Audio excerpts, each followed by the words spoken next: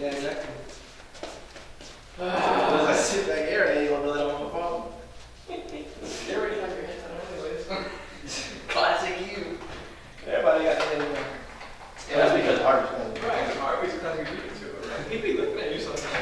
Hey, on the air. Man, one time we were in, I don't think I paid attention once in that class. It was contemporary theology. Were you in contemporary theology board this first semester? Are you guys? Contemporary? No, not that one. So, I took that class, and Rashad sat right in front of me. He's always late, as usual, right? And he fell asleep in class, like a head back, he was done. And then I was like, okay, that's kind of funny. And then he started snoring. Yeah.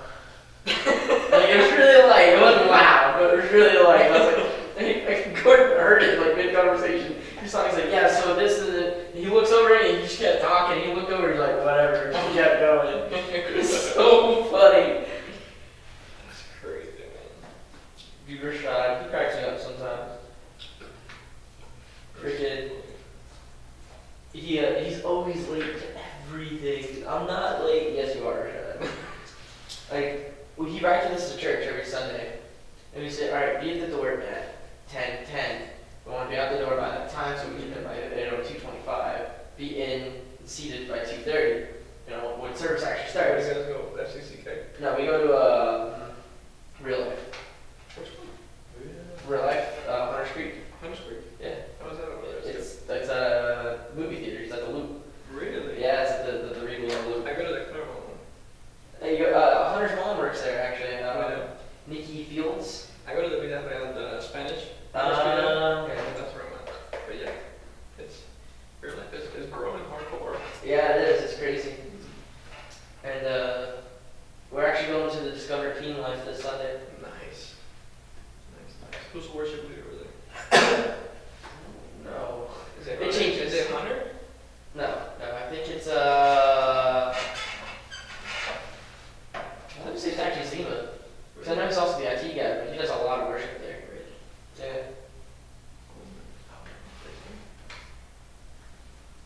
There's this one guy who cracked me up a couple weeks ago. He was the guy playing the piano, and he had a shirt that says, "Lord, forgive me for my sins." Like SYNCHS. I was dying. It was so funny. Lord, forgive me for my sins. Like, oh gosh. Freaking, I got my toenail last night. It's awful. Take a 20-minute break.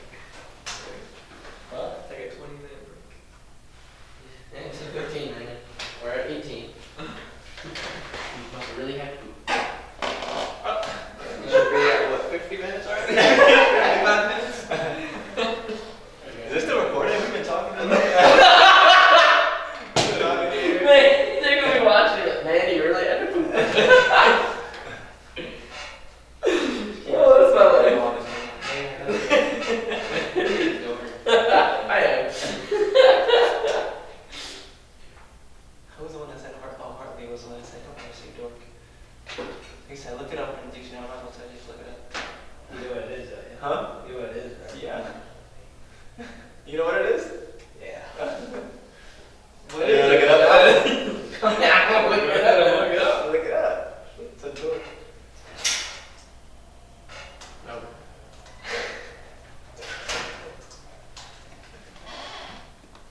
You social stuff,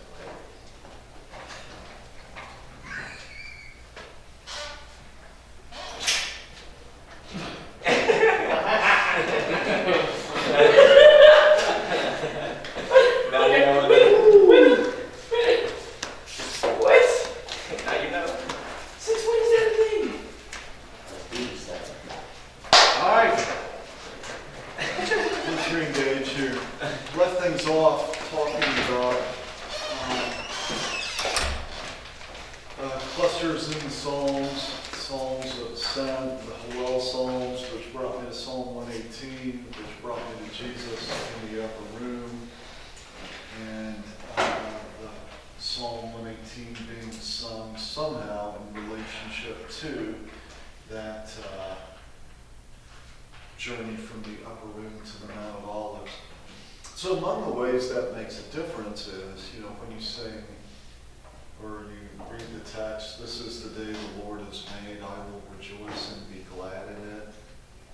You know, which for us is a little bit of a verse. And we're singing that song in church band, you know. Yeah. It's got, you know, pretty upbeat beat to it. And then you think about Jesus singing that on the way to the Mount of Olives. You know, it just changes the flavor of that dramatically. Which brings us to another issue in the Psalms, which is any New Testament connections that are present either through direct citations of the Psalms, primary source book,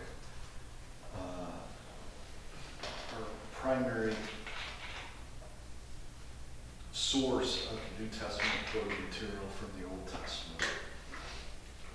A lot of it's found in the Psalms. So look for those direct citations from the Psalms. You know, a lot of the ways that happens, the connection that's drawn is through connections between Jesus and the Psalms, especially royal Psalms that celebrate Israel's king or relate somehow to that king's leadership, find their fulfillment in Jesus. And that's one of those categories of Psalms we were talking about earlier, royal Psalms, that celebrate something in relationship to the Davidic king.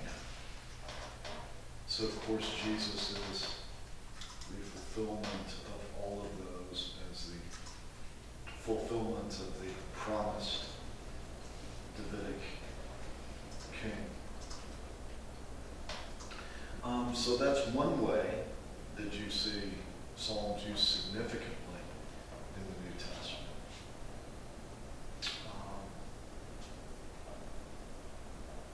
And so you'll want to pay attention to that stuff, which does mean you'll sometimes have to make decisions as a preacher how much you're going to preach the Psalm and how much you're going to preach the New Testament connection.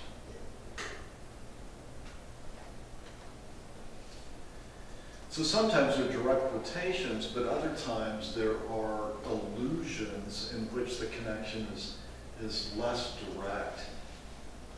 So again, an exception of what I would mean there would be like, the Lord is my shepherd. It isn't, Psalm 23 isn't cited in John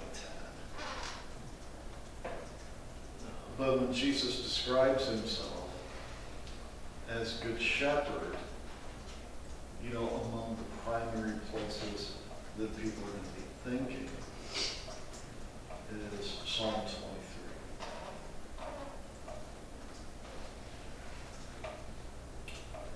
So you're just going to want to explore those connections and realize that the Psalms do relate not only in clusters to one another, but to the New Testament as well. I told you before the break I'd say something about how a psalm functions within the Psalter, and I didn't do that, so let me give you a quick example of that. It's most evident at the beginning and the end of the Psalms. Psalm 1 isn't just Psalm 1, it is also the introduction to the Psalms as a whole. And so when you get in Psalm 1 the contrasting of these two ways, it's a wisdom psalm. It really is opening up the Psalms as a whole as something of a source of wisdom. Some Psalms got to come first. But what comes first might well be on purpose.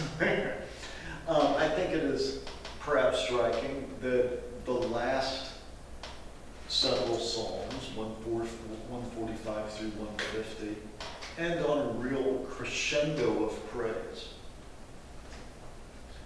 And so you might even, be able to reflect on and preach from how a psalm fits within the Psalms.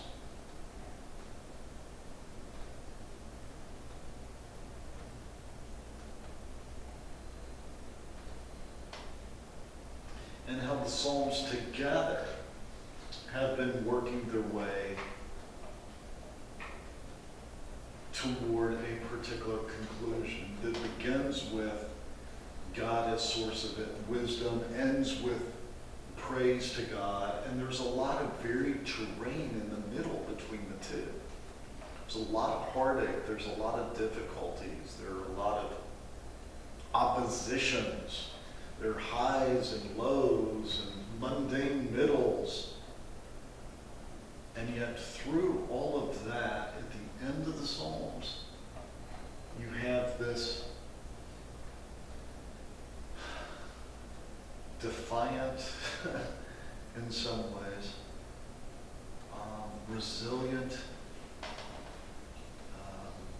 praise the Lord conclusion that does more than just wind up the Psalter.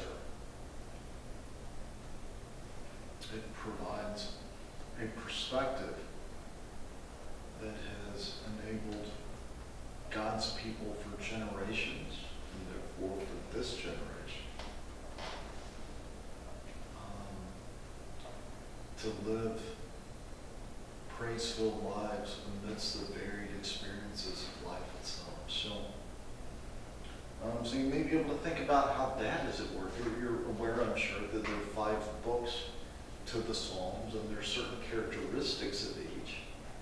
But scholars vary in their opinions regarding the significance of that. I do wonder if there's not a connection, you mentioned that, Nathan, just sort of to yourself, but between the 5 books of the law and the 5 books of the Psalms. Scholars have certainly picked up on that.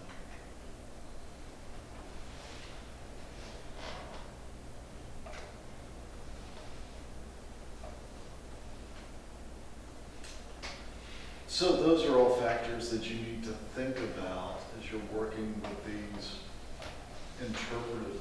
Just a couple of other issues to talk about at an interpretive level, and then we'll visit a little bit more about some preaching implications.